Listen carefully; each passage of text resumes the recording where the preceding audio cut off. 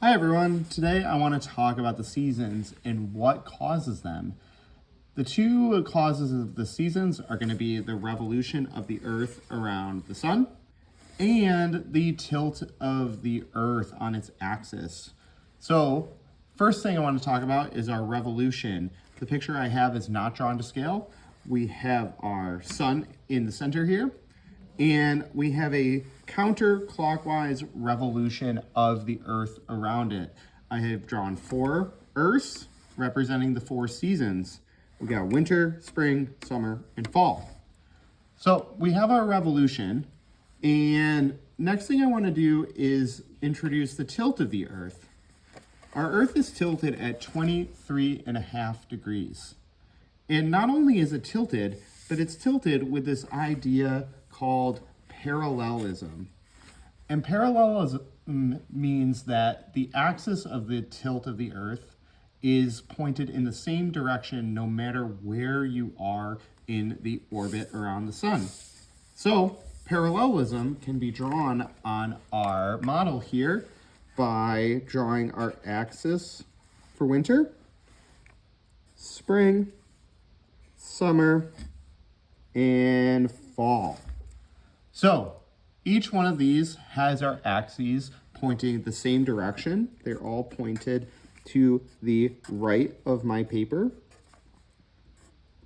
But what starts to get cool is that in winter, we are pointed away from the sun. In summer, we are pointed towards the sun.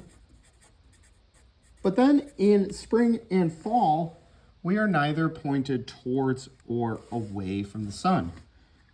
So where this gets cool is how the sunlight affects the planet due to the planet's tilt.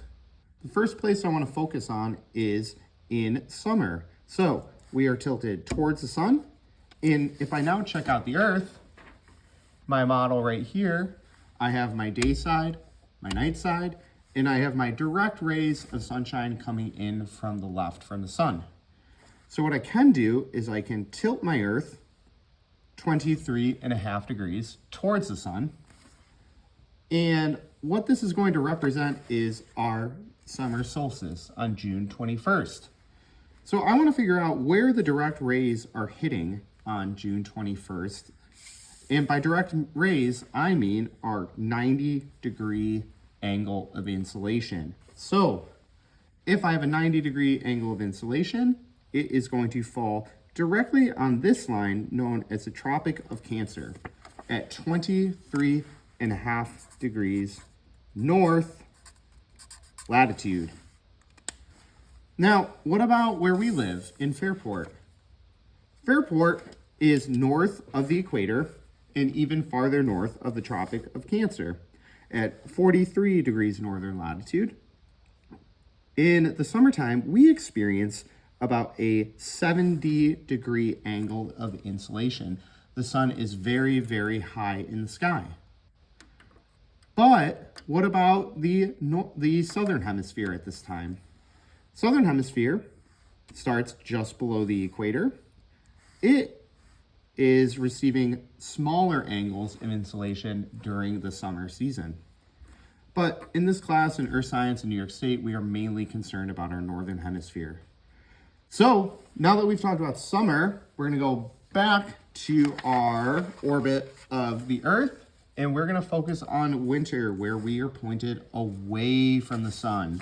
So if I take my model and I now shift it so I am 23.5 degrees pointed away from the sun, I am now representing what is called the winter solstice.